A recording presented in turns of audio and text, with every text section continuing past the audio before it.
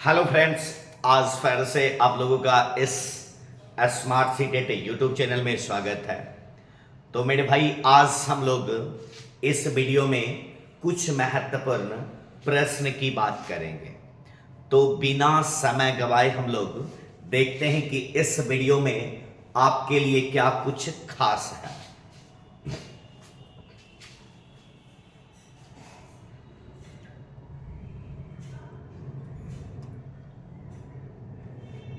पहला क्वेश्चन मेरे दोस्त कहता है, यहूदियों के कौन से पर्व को रोशनी का पर्व कहा जाता है।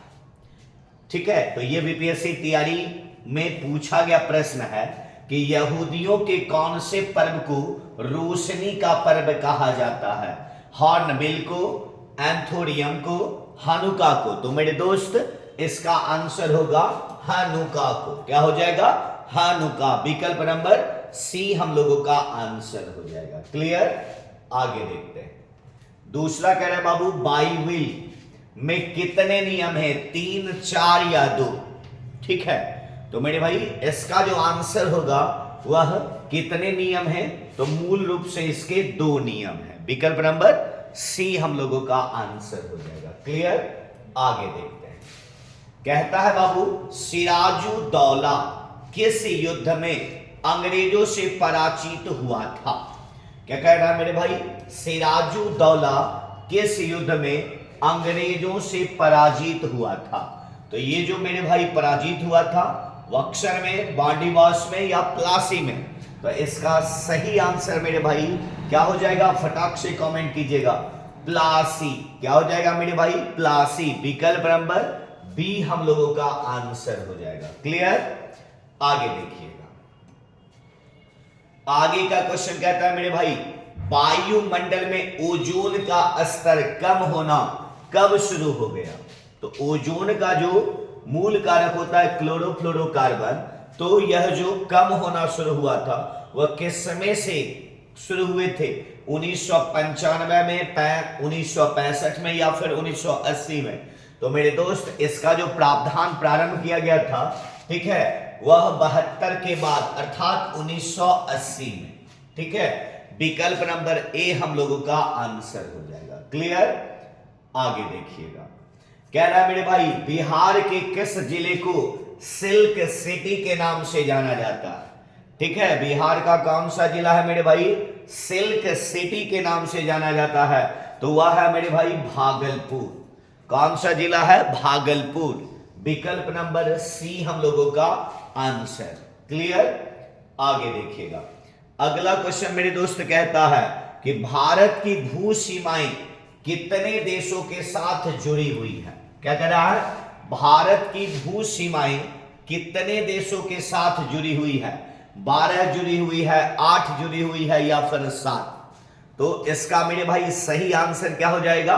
7। विकल्प नंबर ए हम लोगों का आंसर हो जाएगा। क्लियर? आगे देखिएगा। कह रहा है मेरे भाई, 1857 के विद्रोह से पहले दिल्ली के कोतवाल कौन थे? मेरे भाई बीपीएससी तैयारी का एग्जाम हो या फिर बिहार के किसी भी लेवल का एग्जाम हो, किसी भी क्षेत्र में हो, तो एक क्वेश्चन तो यहां से आना ही है। ठीक है, इसका ऑफलाइन के क्लास में आपको 160 क्वेश्चन दिया भी गया हुआ। ठीक है, तो विद्रोह से पहले दिल्ली के कोतवाल कौन थे? महावीर सिंह थे, तात्या टोपे थे, गंगाधर नेहरू थे? तो इसमें जो पहले कोतवाल थे मेरे भाई, वो थे गंगाधर नेहरू। विकल्प नंबर सी हम लोगों का आंसर हो जाएगा। क्लियर? आगे की बात करते हैं। फटाक से मेरे भाई बताना। कह रहा है, किस ग्रंथि को मास्टर ग्रंथि? क्या कह रहा है मेरे भाई? किस ग्रंथि को मास्टर ग्रंथि के नाम से जाना जाता है? तो मेरे भाई मास्टर ग्रंथि जो होता है वो प्यूटेटरी ग्रंथि होता है और हाइपोफाइसिस भी इसको कहा जाता है। अर्थात बी और सी दोनों आंसर होगा। तो यहां पर तो एक अलग ही विकल्प इसके लिए आता है कि उपयुक्त में से एक से अधिक। विकल्प नंबर डी हम लोगों का आंसर हो जाएगा। क्लियर? आगे की बात हम लोग करते हैं। फटाक से मेरे भाई बताना अगले क्वेश्चन। कह रहा है कि इनमें से कौन से पुष्प के नर जनन अंग के घटक नहीं? ठीक है, कौन है? नर। तो मेरे दोस्त हम लोग जानते हैं कि पुष्प के दो नर जननांग और मादा जननांग होता है। तो नर में होता है पुंकेसर, ठीक है, पुंकेसर के भाग होते हैं परागकोश और परागकण। तो परागकोश ये हो गया, तंतु को कहते हैं परागकण, तो ये हो गया आपका नर जननांग। वर्तिका और वर्तिकाग्र और अंडाशय ये होता है मादा जननांग। तो कहता है नर जनन अंग नहीं है, तो कौन नहीं होगा? तो बी नंबर हम लोगों का आंसर होगा। क्लियर? आगे की बात करते हैं। रॉबर्ट क्लाइव ने भारत का नक्शा बनाने का जिम्मेदारी, ठीक है, किसे सौंपी थी? किसको सौंपा था मेरे भाई? फटाक से बताना। तो इसका आंसर मेरे भाई हो जाएगा, रॉबर्ट क्लाइव ने भारत का नक्शा बनाने की जिम्मेदारी जो सौंपा था जॉर्ज मूलर को, चार्ल्स वुड को या फिर जेम्स वेजेल को। तो किसको सौंपा था मेरे भाई? जेम्स वेजेल को सौंपा था। ठीक है, आगे की बात करते हैं। अगला मेरे भाई कहता है कि करो या मरो नारा निम्नलिखित आंदोलन में से किसके साथ संबंधित? तो करो या मरो ये तो सब लोगों के दिल में बसा होगा, ठीक है, कि ये कथन जो है सारे लोगों के दिल में, आत्मा में बसा होगा कि स्वदेशी आंदोलन का पक्ष था, असहयोग आंदोलन का पक्ष था या फिर भारत छोड़ो आंदोलन का पक्ष था। तो यह जो मूल कारक था बाबू, यह भारत छोड़ो आंदोलन के पक्ष में था। ठीक है मेरे भाई, ध्यान रखना, आज जो लगातार 3 दिन से आपको वीडियो मिल रहा है, यह वीडियो मिल रहा है मिक्स में। अब कल से जो हम लोगों का वीडियो होगा वह पार्ट बाय पार्ट चैप्टर में डिवाइड करके मिलेगा। साइंस का प्रत्येक चैप्टर का हम लोग क्वेश्चन, कुछ महत्वपूर्ण क्वेश्चन लेकर आए हैं, जिसमें से प्रीवियस क्वेश्चन जो आपके तैयारी में पूछा गया है और क्या अच्छा क्वेश्चन बन रहा है जो किसी बुक में आपको नहीं मिलेंगे, यहां आपको जरूर मिल जाएगा। ठीक है, तो मेरे भाई यदि आप नए होंगे और जुड़ना चाहते हैं और अभी तक नहीं किए हैं तो चैनल को मेरे भाई सब्सक्राइब कर लें और बेल आइकन को दबा दीजिए, ताकि क्या हो जाएगा मेरे भाई, आपका इसका नोटिफिकेशन आप तक पहुंचते रहेगा और एंजॉय के साथ हम लोग पढ़ते रहेंगे। ठीक है, तो मेरे भाई आगे क्वेश्चन हम लोग देखते हैं। इनमें से बिहार के प्रथम राज्यपाल कौन थे?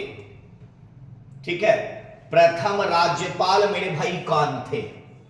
तो प्रथम राज्यपाल, प्रथम वाला तो क्वेश्चन आता ही है, क्योंकि टीआरई 1 में भी पूछा था कि सबसे बिहार का पहला भोजपुरी फिल्म कौन था।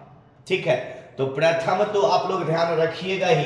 ठीक है, सर जेम्स डेविड शेप्टन थे। कौन थे? ए नंबर आपका आंसर हो जाएगा। क्लियर? आगे देखिएगा, भारतीय रिजर्व बैंक की स्थापना कब हुई थी? यह आपको 6 to 8 के अर्थशास्त्र वाले पार्ट्स में पूछा गया था कि भारतीय रिजर्व बैंक की स्थापना कब हुई थी? तो 1935 में हुआ था। कब हुआ था बाबू? 1935। विकल्प नंबर सी आपका आंसर होगा। क्लियर? मानवाधिकार आयोग की स्थापना कब हुआ था? तो मानवाधिकार आयोग की स्थापना, अब देखो टीआरई 1 में पूछा था मानवाधिकार दिवस कब मनाया जाता, और यहां है आयोग की स्थापना। ठीक है, तो ये मेरे भाई हो जाएगा 1945। विकल्प नंबर बी हम लोगों का आंसर होगा। क्लियर? आगे की बात हम लोग कहते हैं, फटाक से मेरे भाई इसका आंसर बताना। कह रहा है नीति आयोग अस्तित्व में कब आया? नीति आयोग की बात कर रहा, तो यह आया था बाबू कब? 2015 में आया, और वह भी जनवरी था, मतलब 1 जनवरी 2015 को आया था। ठीक है, तो मेरे भाई आज इस वीडियो में हम लोग 15 प्रश्न की बात किए हैं। लगातार अपडेट के लिए हम लोग 3 दिन से इस वीडियो को बना रहे हैं और आपके बीच पहुंचा रहे हैं।